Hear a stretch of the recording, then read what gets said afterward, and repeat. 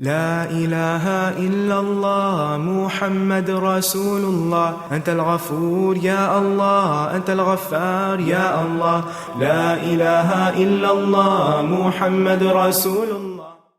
نحمده ونصلي على رسوله الكريم أما بعد فأعوذ بالله من الشيطان الرجيم بسم الله الرحمن الرحيم رب اشرح لي صدري ويسر لي أمري واحلل عقدة من لساني يفقهوا قولي. والغارمین اور قرضدار، غارمین غارم کی جمع ہے، ایسے قرضدار جو مسلمانوں کی اندرونی اصلاحات کے سلسلے میں قرض لے کر خرچ کرنے پر مجبور ہو گئے ہوں یا خود اپنے اخراجات کی وجہ سے قرضدار ہوں، بشرطے کہ گناہ کے کام میں خرچ نہ کیا ہو یا کسی بد چلنے کی وجہ سے مقروض نہ ہوئے ہوں، یا پھر اگر کسی غلطی سے ایسا کوئی کام ہوا ہو تو پھر سچی توبہ کر لی ہو۔ غین رے میم غرم کہتے ہیں قرضے کو، تاوان کو، ہر وہ چیز جس کی ادائیگی لازمی ہو۔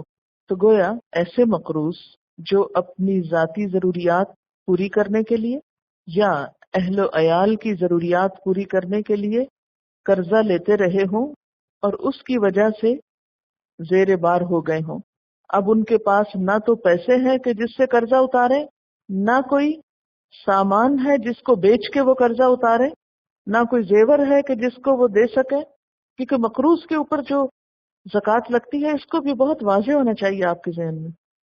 کس مقروض کو زکوٰۃ دی جا سکتی ہے؟ ایسا مقروض جس نے کسی جائز غرض کے لیے قرضہ لیا ہو، اپنی ذاتی ضرورت یا اپنے اہل و عیال کی ضرورت پوری کرنے کے لیے، اور وہ مقروض جس کے پاس قرضہ لوٹانے کے لیے کچھ نہ ہو، نہ نقدی ہو، نہ سونا زیور ہو، نہ کوئی گھر ہو، کچھ بھی نہ ہو، ایسے شخص کو آپ قرضہ اتارنے کے لیے مدد دے سکتے ہیں۔ مثلا ایک شخص فیکٹری لگانے کے لیے مقروض ہوا، عالی شان محل میں رہتا ہے، اور وہ فریاد کرے کہ دیکھو مجھ پہ اتنا قرضہ ہے، سب لوگ مجھے زکوٰۃ دو، تو کیا محض اس کا مقروض ہونا اس کو زکوٰۃ کا مستحق بنائے گا؟ نہیں۔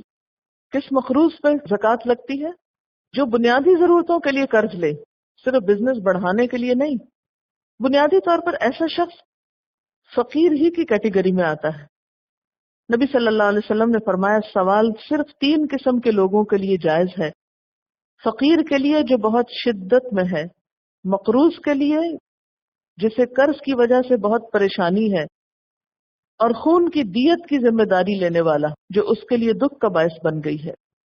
یعنی ایسا شخص جو کسی کی ضمانت دے اور پھر جس کی ضمانت دی وہ بھاگ گیا، یعنی کسی بھی وجہ سے اگر کوئی شخص کسی دوسرے کی ضمانت دیتا ہے اور وہ شخص بھاگ جاتا ہے تو یہ ضمانت دینے والا بے وجہ میں پکڑا جاتا ہے، اس کا اپنا کچھ قصور نہیں، لیکن اس کے ذمہ پڑ گئی ایک رقم، ایک تاوان پڑ گیا اس پر، تو اس لیے اس کی ضمانت ادا کرنے کے لیے بھی زکوٰۃ میں سے دیا جا سکتا ہے۔ تو گویا والغارمین میں ذاتی قرضے دار نہ کہ تجارتی قرضہ دار، والغارمین میں خانگی ضروریات کے لیے لیے گئے قرضے ہیں، نہ کہ تجارتی اور کاروباری ضروریات کے لیے لیے گئے قرضے۔ وفی سبیل اللہ، اور اللہ کے راستے میں، یعنی زکوٰۃ کا مال اللہ کے راستے میں بھی دیا جا سکتا ہے۔ اس سے مراد جہاد ہے، وہ جہاد جو اللہ کے دین کی عظمت اور بلندی کے لیے کیا جا رہا ہو۔ غازی یا مجاہد خواہ وہ غنی ہو لیکن جنگی ساز و سامان اور اسلحے کی خریداری کے لیے اس کو زکوٰۃ دی جا سکتی ہے۔ اسی طرح بعض علماء نے فی سبیل اللہ میں اللہ کے راستے میں صرف قتال نہیں لیا بلکہ نیکی کے کچھ اور کام بھی لیے ہیں۔ بعض احادیث کے مطابق حج اور عمرہ بھی فی سبیل اللہ میں داخل ہے۔ یعنی ایک شخص ہے جس نے کچھ پیسے جمع کر لیے حج پہ جانے کے لیے یا عمرے پہ جانے کے لیے، اب باقی اس کے پاس نہیں ہے اور ہے وہ مسکین یا ضرورت مند، تو اس کو اس کام کے لیے بھی آپ زکوٰۃ دے سکتے ہیں، یعنی صرف اس کے کھانے پینے کے لیے نہیں بلکہ اس کام کے لیے بھی۔ پھر اسی طرح اللہ کے کلمے کو بلند کرنا، خواہ وہ تلوار کے ذریعے ہو یا قلم کے ذریعے ہو یا کسی اور ذریعے سے ہو، وہ بھی جہاد میں شامل ہوتا ہے۔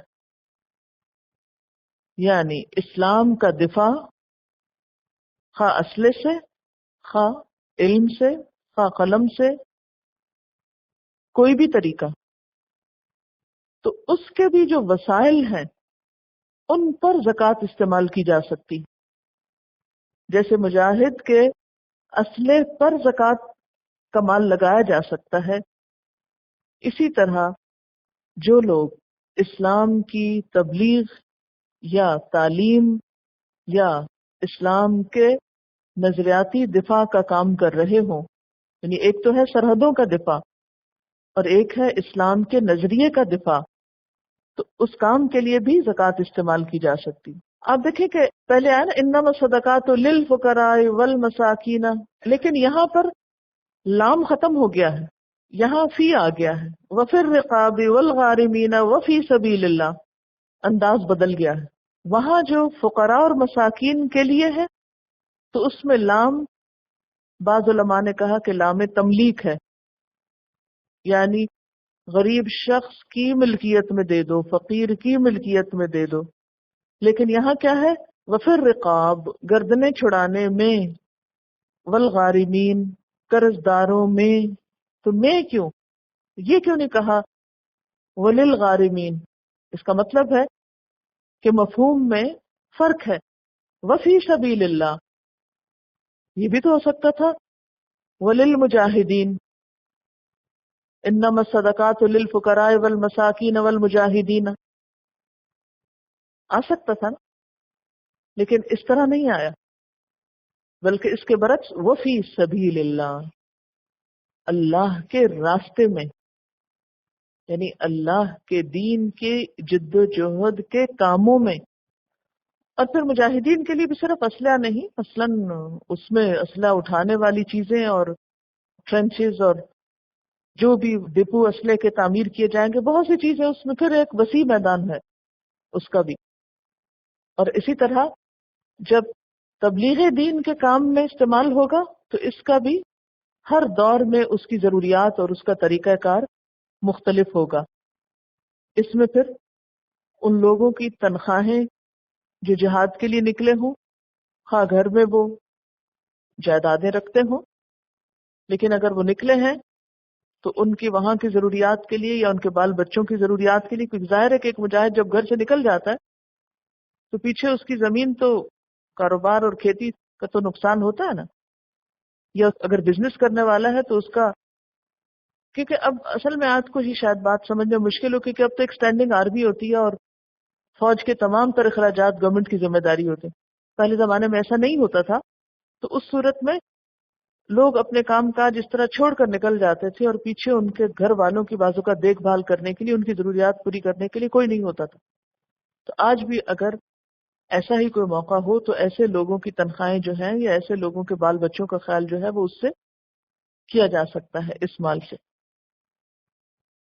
اور پھر اسی طرح دیگر بھی فی سبیل اللہ کے کاموں میں یہ مال استعمال کیا جا سکتا ہے۔ اس معاملے میں بھی علماء کے درمیان اختلاف ہوا ہے۔ کچھ لوگوں نے اس سے مراد صرف جہاد ہی لیا ہے، لیکن جیسا کہ آپ جانتے ہیں کہ جہاد کے لیے لفظ جہاد ہی استعمال ہوتا ہے یا قتال استعمال ہو سکتا ہے، فی سبیل اللہ کی ٹرم جو ہے اس سے وسیع تر ہے، اس میں ایک وسعت رکھی گئی ہے۔ دین کے کام کی ہر کوشش جو ہے وہ جہاد ہے۔ قرآن پاک میں سورۃ الفرقان میں یہ بات آتی ہے، وَجَاهِدْهُمْ بِهِ جِهَادًا كَبِيرًا۔ اگر فی سبیل اللہ سے مراد جہاد بھی لیا جائے تو بھی یعنی اس قرآن کے ذریعے، دین کی تعلیم کے ذریعے جو جہاد کیا جاتا ہے اس کو جہاد کبیر کہا گیا ہے اللہ کی کتاب میں۔ اصل میں امت مسلمہ پر ایک بہت بڑی ذمہ داری ہے کہ وہ دین کو تمام انسانیت تک پھیلائیں تاکہ وہ برے انجام سے بچ جائیں۔ یعنی یہ کام کوئی معمولی کام نہیں ہے. ایک انسان کو جہنم میں گرنے سے بچانا، اگر نہیں سمجھ میں آتا تو اپنے آپ کو اس کی جگہ رکھ لیں. اب جو انسانیت جہنم کی طرف بھاگی جا رہی ہے غلط کام کر کے، اس کو پکڑنا اور ان کو روکنا، اس کام کی کوئی اہمیت نہیں. یہ بہت بڑا کام ہے. ہم خود نماز پڑھ لیں، خود قرآن پڑھ لیں، برائیوں سے بچ جائیں اور اپنے لیے جنت میں سیٹ پکی کرا لیں، یہ تو خود غرضی کی بات ہے. کہ ہمیں کیا فکر لوگ جو بھی کرتے ہیں. اب یہ ہے کہ ہمارے لوگوں کے اندر سے وہ احساس اور وہ حس ختم ہو گئی ہے کہ جس میں کسی اور کا دکھ درد ہو اور اس کے لیے اپنا مال خرچ کرے. لوگ تو دل بھی نہیں کھولنا چاہتے، مسکراتے بھی نہیں ہیں، کہاں یہ کہ وہ کسی کے لیے مال خرچ کرے. اتنا بخل ہے ہم میں تو کہ کھلے چہرے سے مل بھی نہیں سکتے کسی سے. کہاں یہ کہ ان کے لیے اپنا مال لگائیں کہ وہ سیدھے رستے پر آ جائیں. یہ احساس تو بہت کم لوگوں میں رہ گیا. اب اس کام کو کرنے کے لیے وسائل تو چاہیے. اسی لیے اللہ تعالیٰ نے فی سبیل اللہ میں زکوٰۃ کا مال بھی لگانے کی اجازت دی، کیونکہ اللہ کو پتا تھا کہ اسی امت میں ایسے لوگ ہوں گے جو اپنے مال کو صرف اپنی ذات تک رکھیں گے، وہ میرے دین کے لیے کم ہی استعمال کریں گے. تو ہم پر جو بہت بڑی بھاری ذمہ داری عائد ہوتی ہے انسانیت تک، اور پوری انسانیت تک، دنیا کے ایک ایک بندے تک اللہ کا پیغام پہنچانے کی، یہ کوئی معمولی ذمہ داری نہیں. اور ایک ایک بندے تک پہنچنے کے لیے پھر آپ کو وہاں جانے کے لیے یا اس کو یہاں لانے کے لیے یا مختلف لوگوں کو وہاں تک بھجوانے کے لیے پھر وسائل تو چاہیے. پیدل تو نہیں پہنچ سکتے آپ ہر جگہ، اور ہر جگہ صرف آپ کی یہ آواز تو نہیں پہنچ سکتی.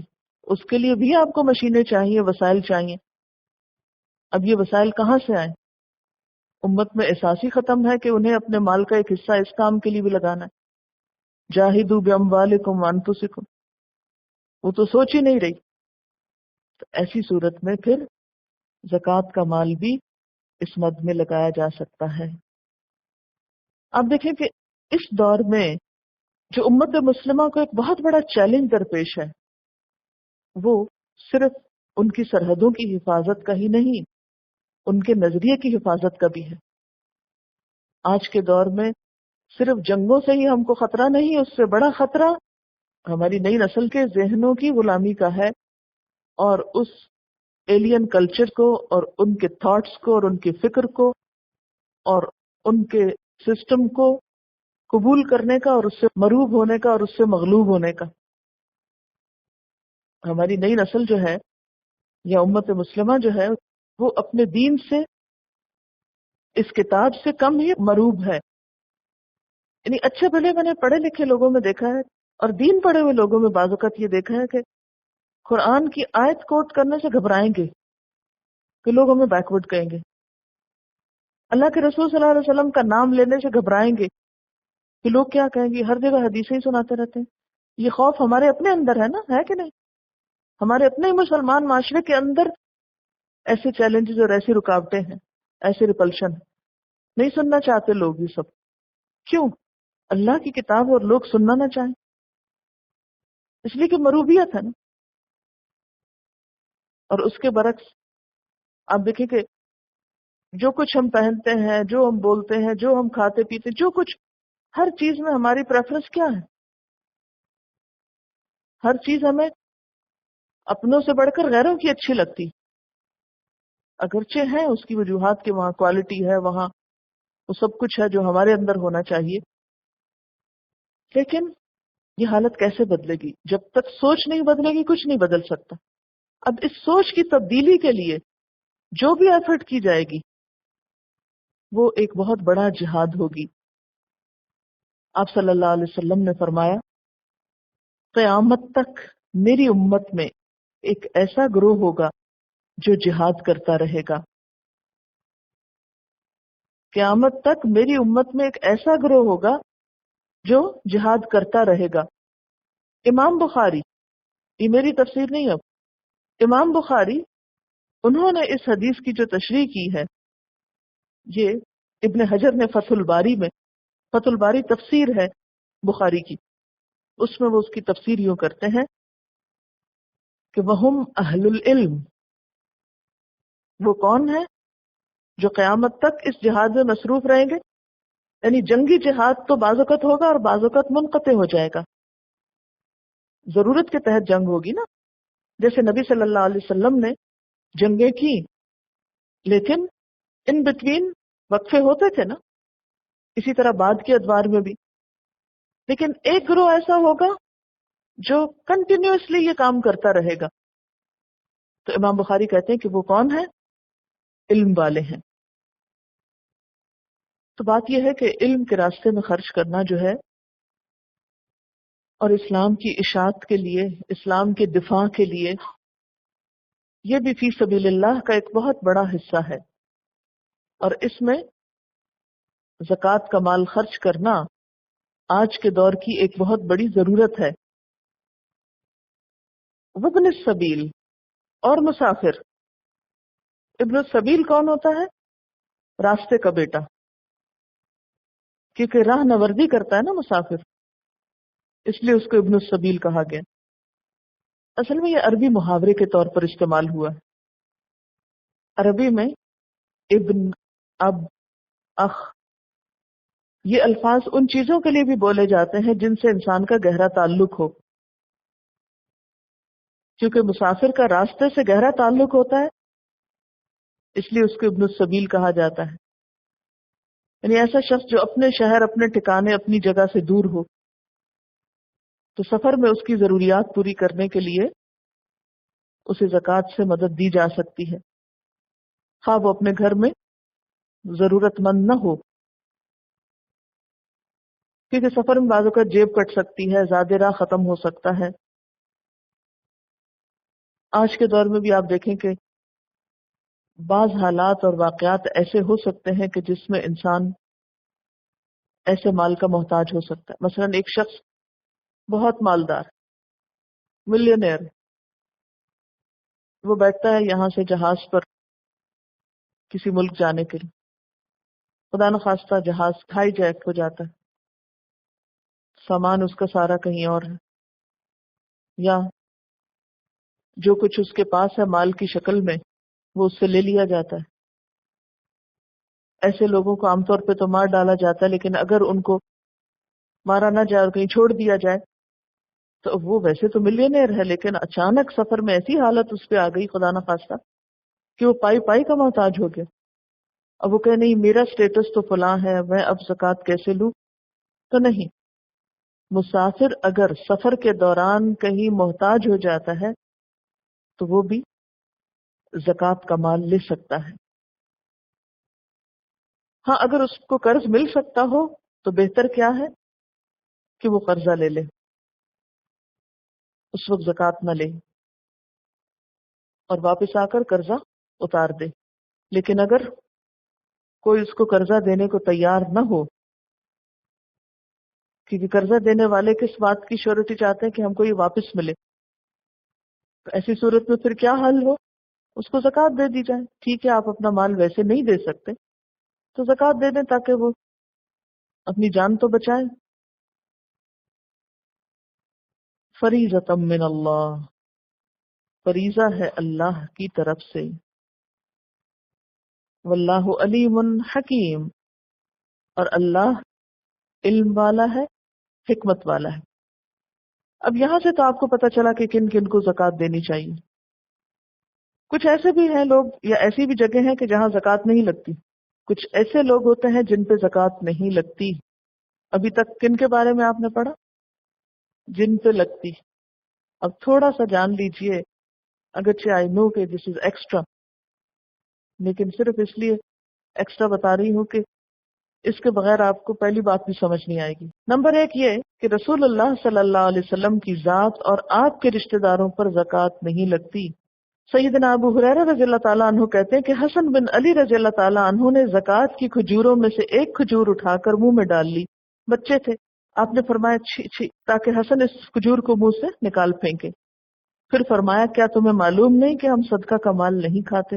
لیکن اگر صدقے کی کوئی چیز مستحق کے واسطے سے تھرو مستحق آل رسول صلی اللہ علیہ وسلم کو ملے تو وہ استعمال کر سکتے ہیں۔ وہ کیسے؟ ام عطیہ کہتی ہے کہ آپ صلی اللہ علیہ وسلم نے سیدہ عائشہ کے ہاں جا کر پوچھا کھانے کو کچھ ہے؟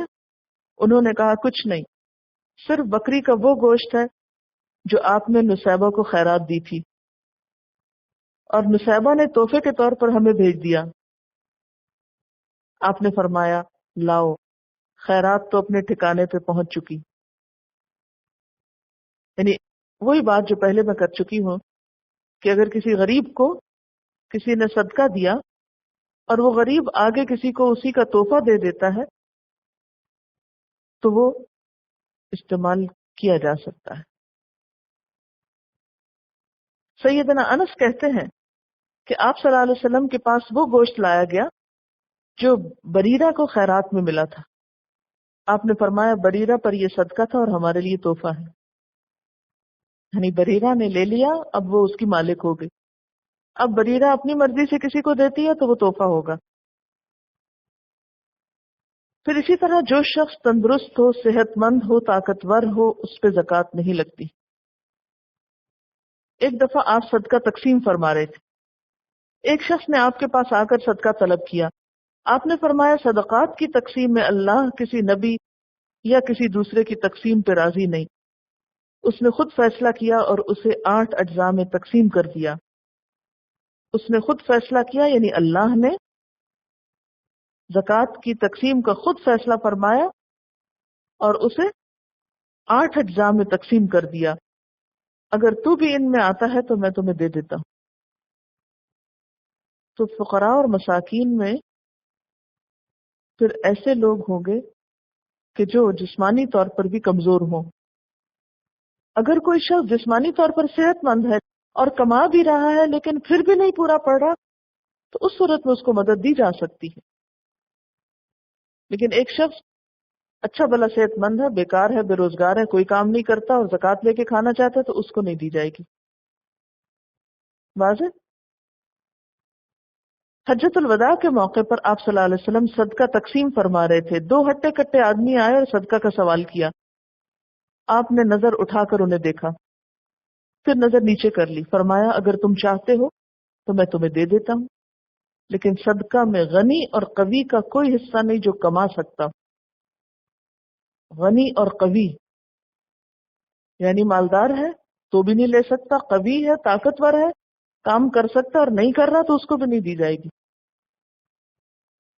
الا یہ کہ وہ کر رہا ہو اور پھر پورا نہ پڑے، وہ مساکین یا فقراء میں سے ہو۔ مثلا کوئی شخص بیمار ہے، کام کرنے کے قابل نہیں لیکن دیکھنے میں وہ ٹھیک نظر آتا ہے، یہ اسی طرح معذور ہے، یعنی معذوری ایسی ہے کہ جس میں جو بظاہر جسمانی ہینڈی کیپ نہیں لیکن کوئی اور طرح کی معذوری ہے تو بھی ایسا ہو سکتا۔ جو افراد کسی کے زیر کفالت ہوں ان کو زکوٰۃ نہیں دی جا سکتی، مثلا بیوی اور اولاد کو۔ اسی طرح اگر باپ بوڑھا ہو چکا ہو اور اس کی کفالت بیٹے کے ذمہ ہو تو باپ کو بیٹا زکوٰۃ نہیں دے سکتا۔ ایک شخص آپ صلی اللہ علیہ وسلم کے پاس ہے اور کہنے لگا میں صاحب مال ہوں اور میرا والد محتاج ہے۔ آپ نے فرمایا تو اور تیرا مال سب کچھ تیرے باپ کا ہے، اولاد ہی تمہاری پاکیزہ کمائی ہوتی ہے اور اپنی اولاد کی کمائی سے تم کھا سکتے ہو۔ یعنی اولاد کی کمائی تو کس کی کمائی ہے؟ والدین کی کمائی ہے، ان کو زکوٰۃ کیوں دو گے؟ اصل کمائی دو گے۔ لیکن عورت اپنے خاوند کو زکوٰۃ دے سکتی ہے کیونکہ خاوند بیوی کے زیر کفالت نہیں ہوتا۔ دلیل سیدہ زینب کہتی ہیں جو حضرت عبداللہ بن مسعود کی اہلیہ ہیں کہ وہ آپ کے ہاں آئیں، وہاں ایک اور انصاری عورت کو آپ کے دروازے پہ پایا، وہ بھی وہی مسئلہ پوچھنے آئی تھی جو میں پوچھنا چاہتی تھی۔ اتنے میں بلال نکلے۔ ہم نے ان سے کہا رسول اللہ صلی اللہ علیہ وسلم سے پوچھو کہ اگر میں اپنے خاوند اور چند یتیموں کو جو میری پرورش میں ہے خیرات کر دوں تو کیا یہ درست ہوگا؟ ہم نے بلال سے کہا ہمارا نام نہ لینا۔ بلال نے آپ سے عرض کیا 2 عورتیں یہ مسئلہ پوچھ رہی ہیں، آپ نے پوچھا کون سی عورتیں؟ بلال نے کہا زینب نامی. آپ نے پوچھا کون سی زینب؟ بلال نے کہا عبداللہ بن مسعود کی بیوی. آپ نے فرمایا ہاں یہ صدقہ درست ہے اور اس کے لیے دوہرا اجر ہے، ایک رشتہ داری کا اور دوسرا صدقے کا. تو اس سے پتہ چلتا ہے کہ اس دور میں بھی عورتیں کچھ اپنے شوہروں کی نسبت زیادہ مالدار تھیں. ایسے رشتہ دار جو آپ کی کفالت میں نہیں، مثلا بہن بھائی ہیں، چچا ماموں ہیں، یا اور دور کے رشتہ دار یا برادری کے لوگ، لیکن مستحق ہیں، تو پہلے ان پر خرچ کیا جائے گا، ان کو دینے کا دوہرا ثواب ہے. بعض علماء نے یہ کہا ہے کہ انما الصدقات للفقراء میں جو لام ہے کہ فقراء کے لیے ہے، تو اس سے یہ پتہ چلتا ہے کہ یہ لام تملیک ہے کہ زکوٰۃ فقیر کی ملکیت میں دینی چاہیے. لیکن کچھ دوسرے علماء کا خیال یہ ہے کہ لام صرف تملیک کے لیے نہیں ہوتا، لام کے تو کئی معنی ہوتے ہیں اور وہ قرآن پاک میں بھی استعمال ہوئے ہیں. اور آیت میں صرف لام ہی لام تملیک استعمال نہیں ہوا بلکہ آگے جا کر فی بھی استعمال ہوا ہے. یعنی اگر آپ یہ کہیں کہ فقراء کے لیے، مساکین کے لیے، عاملین علیہا کے لیے، مؤلفۃ قلوبہم کے لیے، تو یہاں پر لام کا اثر تو ختم ہو گیا، جس کی وجہ سے آپ لام تملیک کی وجہ سے آپ ملکیت میں دے رہے تھے کسی کے. اگلی جو مد ہے وفی الرقاب والغارمین وفی سبیل اللہ وابن السبیل، یہاں لام نہیں رہا، اس لیے تملیک شرط نہیں رہی. یہ دوسری رائے ہے. نبی صلی اللہ علیہ وسلم کے زمانے میں صدقات کیا افراد کو دیے جاتے تھے یا ایک جگہ جمع کیے جاتے تھے؟ بیت المال میں جمع ہوتے تھے نا. طریقہ کار یہ تھا کہ آپ کے جو عاملین تھے وہ جا کر وصول کرتے تھے، اکٹھا کرتے تھے، بیت المال میں جمع کرتے تھے. اس کا حساب کتاب بالکل الگ ہوتا تھا، زکوٰۃ کا الگ ہوتا تھا، خمس غنائم کا الگ ہوتا تھا، اور جو بھی مختلف مدات تھیں الگ الگ ان کا حساب ہوتا تھا. خمس معادن، آپ کو پتہ ہے کہ اگر کہیں کوئی معدنیات نکلتی ہیں یا کوئی خزانہ دفن شدہ نکلتا ہے تو اس کا بھی 5واں حصہ حکومت کو دینا پڑتا ہے. بہرحال تو کان سے نکلنے والی چیز جو ہے اس کا 5واں حصہ بیت المال کا ہوتا ہے اور اس کو بھی پھر رفاع عامہ کے کاموں میں خرچ کیا جاتا ہے. اسی طرح صدقہ فطر ہوتا ہے، نظر ہے، کفارہ ہے، فدیہ ہے، کئی قسم کی چیزیں. لیکن ان تمام میں فقراء اور مساکین کا حق رکھا گیا. سورۃ انفال میں مال غنیمت کی تقسیم کی جب بات ہوئی اور اس میں جو خمس تھا، خمس میں بھی فقراء اور مساکین کا حق رکھا گیا. تو دو باتیں اس سے پتہ چلتی. ایک تو یہ ہے کہ ہر مد میں فقراء اور مساکین کو ضرور شامل کیا گیا. اس سے اندازہ کر سکتے ہیں آپ کہ ایک اسلامی سوسائٹی کے اندر فقراء اور مساکین کی کس قدر اہمیت ہے کہ ان کو فقیر نہیں رہنے دینا، ہر چیز میں ان کا حصہ. ٹھیک. دوسری بات یہ ہے کہ نبی صلی اللہ علیہ وسلم کے اس بیت المال میں پھر فقراء اور مساکین کے ہاتھ میں جیسے دیا جاتا، ان کو مالک بنایا جاتا. پھر یہ نہیں تھا کہ وہ ایک امیر نے ایک فقیر کے ہاتھ میں پکڑایا. تملیغ کا مطلب یہ نہیں ہے. ایک جگہ پول کیا گیا، سب کٹھا ہوا، پھر وہاں سے حسب ضرورت مختلف لوگوں کو دیا گیا. پھر اسی طرح یہ بھی ہوتا تھا کہ اسی میں سے پھر جہاد کے لیے بھی استعمال ہوتا تھا. اب اس میں بھی یہ نہیں کہ صرف مجاہد کو تنخواہ کے طور پر یا اس کے ہاتھ میں دے دیا جائے، اس میں بھی جو مجموعی اس کی مصلحتیں ہوتی تھی اس پر خرچ کیا جاتا تھا. لہذا یہ کہنا کہ یہاں لام جو تملیغ کا ہے اس کی وجہ سے صرف کسی شخص کو ہی مالک بنایا جائے تو زکوٰۃ ادا ہوتی ہے، یہ ایک رائے تو ہے، لیکن دوسری رائے زیادہ بہتر معلوم ہوتی ہے کہ جس میں اجتماعی مسالے کے لیے زکوٰۃ کو ایک برادری کی سطح پر یا ایک ادارے کی سطح پر یا حکومت کی سطح پر اکٹھا کیا جائے اور وہاں سے پھر سوچ سمجھ کے خرچ کیا جائے، اور فقراء کو بھی صرف کھانے کے لیے کھجور دو کھجور دے کے فارغ نہ کر دیا جائے، بلکہ ایسے منصوبے بنائے جائیں کہ جس سے وہ اپنے پاؤں پر کھڑے ہو سکیں. اصل میں ہر زمانے میں حالات چونکہ بدلتے جاتے ہیں، اسی لیے ہمارے دین میں وسعت ہے. جو لوگ یہ وسعت اختیار نہیں کرتے پھر مشکل کیا ہوتی ہے، اور کئی قسم کی ہیلا سازی ہونے لگتی. اور کس کو زکوٰۃ نہیں دی جا سکتی؟ غیر مسلم کو. غیر مسلم کو زکوٰۃ نہیں دی جا سکتی کیونکہ یہ مسلمانوں ہی سے لی جاتی ہے اور مسلمانوں ہی کو دی جاتی ہے. آپ صلی اللہ علیہ وسلم نے جب حضرت معاذ کو یمن کی طرف بھیجا تو فرمایا لوگوں کو بتانا کہ اللہ نے مسلمانوں کے مالوں میں صدقہ فرض کیا ہے جو مسلمانوں کے اغنیاء سے لیا جائے گا اور ان کے فقیروں کو دیا جائے گا. اور تالیف قلب کے لیے جو زکوٰۃ نان مسلمز کو دی جاتی ہے اس میں انڈیویجولی نہیں آپ دیں گے، اس میں حکومت وقت جو ہے وہ ڈیسیژن لے گی کہ وہ کس علاقے کے کہاں کے لوگوں کو بیت المال سے پیسے بھجوا سکتے ہیں. ٹھیک ہے نا؟